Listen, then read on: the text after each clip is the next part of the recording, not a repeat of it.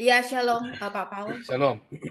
Ya, mau tanya, itu kalau pada masa aniaya, apakah bangsa Israel yang sebagai bangsa yang pilihan itu menimpa atau kena dengan masa aniaya Nah, itu? nah, nah. Jadi seluruh dunia itu rata Nah, dia gini, dapat.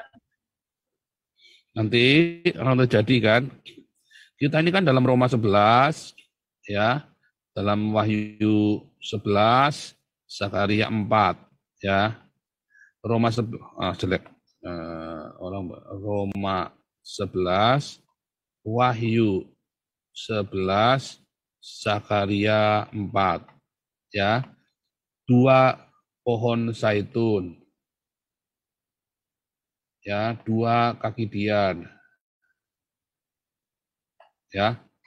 Nah, ini lagi cerita Israel plus, ya, pengikut Yesus, pengikut Yesus, atau sering umumnya disebut Kristen, ya, umumnya. Nah, inilah dua saksi Allah, ya, di dalam nanti di dalam Wahyu 12 ayat yang paling terakhir, ya, saya lupa ayat berapa itu. Maka naga itu mengejar keturunan yang lain, keturunan yang lain yang memiliki kesaksian Yesus dan perintah Allah, Torah, ya. Dia punya kesaksian Yesus dan punya perintah Allah, punya Torah. Nah, di dalam peta zaman nanti, ketika nanti mulai, ya, kuda putih ditandai dengan Yerusalem damai, ya. Nanti tiba-tiba ada kuda hitam, ada krisis ekonomi, ada kuda merah, dengan perang, kemudian hijau kuning, penyakit campak dan segala macam itu, ya. Dimulai dari kuda putih, ada damai dulu. Ketika damai di Yerusalem, maka damai seluruh dunia, Islam tiarap. Kenapa? Karena asal ada Islam pasti dunia ruwet. Saat Islamnya udah ditekuk, damai. Dunia ini ruwet gara-gara Islam, saudara, ya. Serius. Di mana Islam itu pergi, dia akan bikin ruwet. Kemanapun dia pergi, ke Eropa bikin ruwet. Dia pergi ke Amerika, bikin ruwet di Amerika. Dia pergi ke Indonesia, ruwet Indonesia. Dia ke Nusantara kan jadi ruwet kan. Majapahit jadi ruwet gara-gara Islam. Dia pergi ke Asia, dia pergi ke Cina, bikin ruwet. Makanya sama Xi Jinping ditekan. Ya kan? Xi Jinping pinter. Nah, tapi lihat di daerahnya orang Islamnya, ya ruwet. Dia pergi ke Soviet, coba lihat ruwet. Cuma kan Soviet pinter, ditekan sama, ya kan? Nggak boleh cerita agama, nggak boleh ngomongnya tekan, nggak boleh. Kamu boleh Islam, tapi asal jangan ruwet. Ya, ditekan nggak urusan. Nah, itu tadi, ya. Nah, jadi nanti akan ada 1 Tesalonika 5 ayat 3. Kuda putih ini adalah 1 Tesalonika 5 ayat 3. Kuda hitamnya ini juga sama, ya. Kuda hitam ini, ya. Kuda hitam ini juga sama, ya. Ketika semuanya damai, tenang, tiba-tiba kesusahan itu datang. Nah, waktu susah itu datang, maka Israel itu kan dikhianati. Itu ada di buku saya Khilafah Terakhir, bagian yang terakhir, ya. Antikristus datang gitu, ya. Israel akan dikhianati, damai semua. Ya, ini Palestina ini kelar udah, saudara, ya. Cerita Palestina ini ujungnya damai. Ujungnya nanti ada negara Palestina, tapi ya kecil, nanti negaranya kecil, Hamas sudah hilang, sudah lenyap. Lebanon udah bertekuk lutut, Syria nyembah-nyembah nanti, saudara. Iran pun udah akhirnya damai. Percaya nggak nanti Iran damai? Seluruh dunia nanti akan berdamai dengan Israel. Seluruh dunia Arab sudah, ya, terbukti, ya. Saya sudah buktikan negara-negara Arab berdamai dengan Israel. Ya, saya sudah buktikan itu. Nah, nanti akan terjadi semua damai. Nah, itu udah, kalau begitu udah damai, nah, udah siap-siap aja kita. Mulai, jadi kalau damai jangan malah tenang, ya, saudara, ya. Malah ketika damai kita memberitakan Injil dengan sungguh-sungguh. Ya, tetap sempat gunakan kesempatan damai itu untuk memberitakan Injil. Kemudian di tengah-tengah masa damai itu, ya, orang kan menyepelekan kemudian kan, Islam sudah nggak ada, udah nggak ada yang bikin ruwet, lalu pesta pora nggak karu-karuan, karena sudah damai, ya kan? Nah, habis damai itu seperti itu, tiba-tiba ya kan? Microchipnya dibajak. Maka orang Israel menderita, pengikut Yesus juga menderita, karena kan kita kitabnya sama. Kitabnya kita dengan orang Yahudi sama loh, perjanjian lama loh. Dan itu kan yang mau dibuang sama Islam, yang mau ditolak. Karena menolak Muhammad kan. Karena menolak Muhammad. Ya, nggak mengakui Muhammad. Makanya itu harus dimusnahkan. Supaya Muhammadnya, Islamnya bisa diakui di seluruh dunia. Maka kitab yang original ini, perjanjian lama itu kan kitab original kan. Yang diterangkan oleh orang Yahudi di dalam Talmud, oleh orang Kristen diterangkan dalam perjanjian baru. Nggak ada satupun yang menyinggung Muhammad, nggak urusan dengan Muhammad. Nah, orang Islamnya mau nggak mau dia harus singkirkan perjanjian lamanya. Perjanjian lama itu kan klaimnya terhadap seluruh tanah Levan. Nah, itu situ. Nah, mulai dari itulah perang. Nah, jadi orang Yahudi harus dibunuh, orang Kristennya harus dibunuh, harus singkirkan. Makanya dua saksi Allah itu nanti musuhnya orang Islam kan sepanjang masa kan. Musuhnya orang Islam sepanjang masa kan orang Yahudi dan orang Nasrani. Ya kan? Itu ya. Jadi Pak Paul, bagaimana Israel khususnya Yahudi itu mengetahui masa aniaya, padahal mereka kan tidak membaca kitab Wahyu. Loh, mereka kan tahu Mesias harus menderita dan Mesias akan datang membunuh musuh-musuhnya. Berarti kan mereka nanti punya musuh kan? Ada perang Armageddon, orang Israel tahu loh ada Armageddon loh.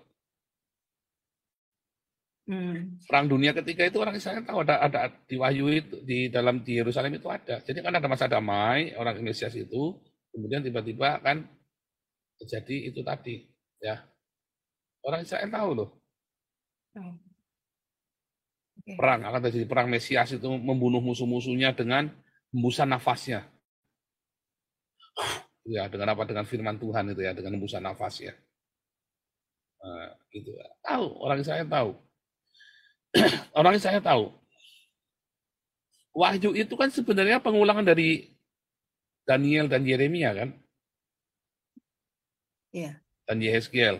3 kitab diulang lagi dalam Wahyu tapi disajikan dalam bentuk yang berbeda. Yehezkiel, Yeremia, Yesaya, bukan 3 malah sama Yesaya ya. Tentang kerajaan 1000 tahun itu kan diambil dari Yesaya. Ya kan, Yeremia juga, ada Yeskel dan Yeskel juga, kerubim itu kan, 4 makhluk segala macam yang dari Daniel itu kan diulang lagi sama Wahyu, tapi dalam bentuk yang berbeda. Jadi tahu ya sama ya. Nanti musuh kita bersama, nanti disitulah makanya nanti baik orang Israel maupun orang Kristen, nanti dia punya Mesias yang sama. Disitulah titik temunya. Saya salah satu pegiat yang menjadi jembatan bagi orang Yudaisme, orang Israel dengan orang Kristen. Kita tidak perlu mengkonversi orang Yahudi jadi orang Kristen, ya tidak perlu. Mereka tetap melakukan Torahnya.